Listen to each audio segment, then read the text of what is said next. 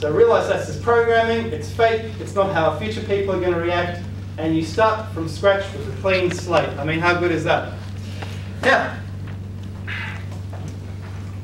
we're going to talk about enthusiasm, zest, passion, focus. These are all important for confidence, and they're also lucky habits. So we're going to ease into what brings you luck. Now, there's a brilliant book I recommended to Mason. It's called How I Sold Myself. No, How I Went From Failure to Selling Success. That's one of the best books I've ever read, by a guy called Frank Bettger. He was a baseball player over 100 years ago. I think that's the best book on sales. And the Amazon reviews also tend to agree on that. Do you write it down on the board? I will actually, because it's a damn good book. How I Went, sorry about my writing. My writing's a huge mistake, but how I went from failure to selling success. And I'd love to tell you now about the power of enthusiasm. Frank, I believe his name is something like that, Bettger. He was a salesman, a top salesman in his company. He was a good baseballer too. But initially he was a lame baseballer. He went out there, missed. This was the local leagues in America in about the first decade of the 20th century. And do you know what? His coach fired him, his team captain fired him and said, hey, you're fired, you're no good. Why am I no good? Because you don't have any enthusiasm when you hit the ball. So something started to click in his mind, and he started to realize you need enthusiasm. You know the Chrysler building in New York, one of the best buildings in New York, Walter P. Chrysler, he was a car company executive. He said, the secret of success is enthusiasm. That is what keeps you going, and that is what opens up the possibilities. It makes the brain work better because you're having fun. That opens up ideas from the universe or whatever, from other people. Enthusiasm will get you through any goal. Enthusiasm and persistence. So this guy thought, oh, I better become enthusiastic. He hired a guy to start pitching balls at him for 2 hours every day. And he started hitting the balls. And he was hitting them and hitting them and hitting them. And he slowly started becoming more enthusiastic. But he said the secret to doing this was to pretend you're enthusiastic. And then some program in the brain takes over and makes you more enthusiastic. So if you want enthusiasm about anything in your life, about any task, anything you have to do, find a way that makes it fun, and then pretend to be enthusiastic. And that will get the ball rolling. And he was rehired, and not only rehired, but transferred to another team, and he got into the major leagues. He was in the major leagues for 1 year before he had some bad injury in his shoulder, and that was the end of his career. So he turned to sales, insurance sales. And that's what he describes in his book. I really recommend that book. So enthusiasm, it grabs attention. Enthusiasm is also about expecting the best. When I came out here today, I was expecting the best. If I was expecting the worst, I would have got it. You know that would have happened. That's Murphy's Law. Murphy's Law is, as soon as you recognize something bad starts happening, it continues. It's a pattern. So we have to start from the best, expect the best, and it just carries through. Now, I had some questions in the interval, so I'd like to address those. One of the confidence habits is don't be a people pleaser. Do not try and be a people pleaser. Do you know, if you want someone to like you, ask them, don't try and help them. Ask them to help you. And they will like you more than if you had helped them. That's a law of human nature. Do you think that's true? Not true? I think it's true. Ask them to do something for you, and because they've done it for you, they're something more loyal, they like you. It's not about, confidence is not about being a people pleaser. It really isn't. If you ask somebody to do something for you, and they do it for you, do they then expect you to do something for them? Possibly, yep, possibly. That's one of the complications of any friendship. That's how it is. That's just how it is. But this is the thing. that ties into self-respect, which is another one of the confidence habits. I think these are just more. Does anyone need another handout, because there weren't enough at the start? And Jacqueline has been industriously copying more on the Xerox machine, which is somewhere, God knows where, in another building somewhere, because she knows this area so well. So self-respect is the other thing that you need. You need inquisitiveness. Pride is harmful. It creates bad luck.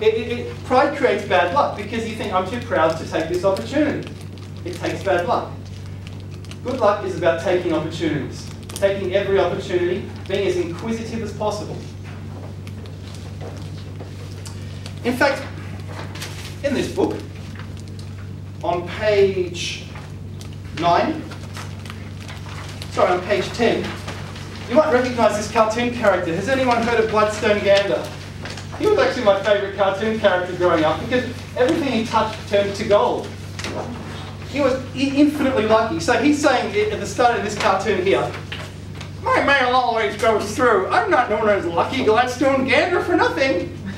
You have to expect the best. Because this is, and let me tell you what, if we are energy, we need to be vibrating on the same frequency as what we are expecting.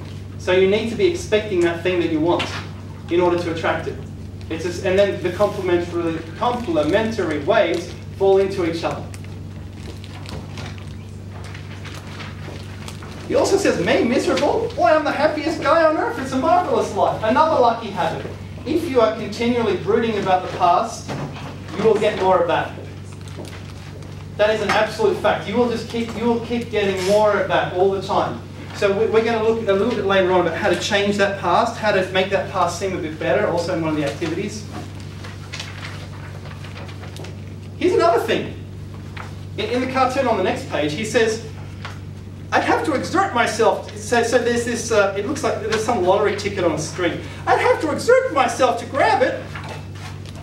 A bird will probably pop it and drop it into my hand. And then it doesn't, it flies away, and he says, nope. Well, obviously, that wasn't the winning ticket. Now, do you see his attitude? And the Huey, Dewey, and Louie saying, what maddening conceit! But this is the thing. If he was brooding on missing that lottery ticket, that chance for $1 million for the rest of his life, would he ever be lucky again? No, that would injure him.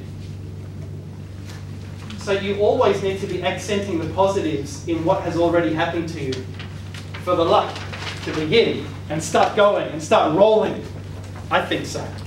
So when I noticed that this guy's habits, Gladstone Gander's habits, I started to think, well, this is how you need to be lucky. And confidence is so similar to all of this. Confidence is just so similar. So pride can be harmful. Pride causes a rejection of luck because you're too important to do this, too important to talk to that person. You're brooding on what you've already done instead of pursuing newer opportunities. It's a bad thing. It puts out bad luck. It's about a positive mental attitude, and it's even about creating a reality bubble. Now, you know Steve Jobs? They said he had a reality bubble around him. What did they call it, Daniel? He had a reality distortion field around him because he went up and he said, this product is going to change your life. It's going to change your destiny. This is iPhone. Amazing. Look. Touch this. Whoa. Amazing. And people were like, yeah! That's what we've always wanted! Right? Reality distortion field. Elon Musk is the same. Reality distortion field. I can pump billions of dollars. He's losing $10 million a week. $10 million a week. Now, he might fail because of that. But around him, there is a field of luck. Columbus had this. Columbus had enthusiasm. He had a positive mental attitude that he could find America or China or whatever he was looking for. The jury's still out. And he actually changed his opinion of what the shape of the world to get there. That's right. When he went to Spain, he said, the world is much smaller than what they say it is, so I can get there. Give me the money. Show me the money. And all the intellectuals said, this man is crazy. This man is silly. But they weren't entrepreneurs. He was. And Queen Isabella saw a little twinkle in his eye, a little sparkle, and she invested her personal fortune into giving him 3 ships to get to America. Because he had enthusiasm. If he came in and said, oh, I can get to America, you want to give me some cash? They would kick him out like that. They would throw him out immediately. But he must have had burning enthusiasm and burning focus to achieve what he did. So you have to always think of the positives even if you don't see positives. And because he sort of shrank the world to get to America in his own mind and he told everyone it was smaller than it really was, he nearly didn't get there. Do you know they'd run out of food? Do you remember in the films? They wanted to cut his head off.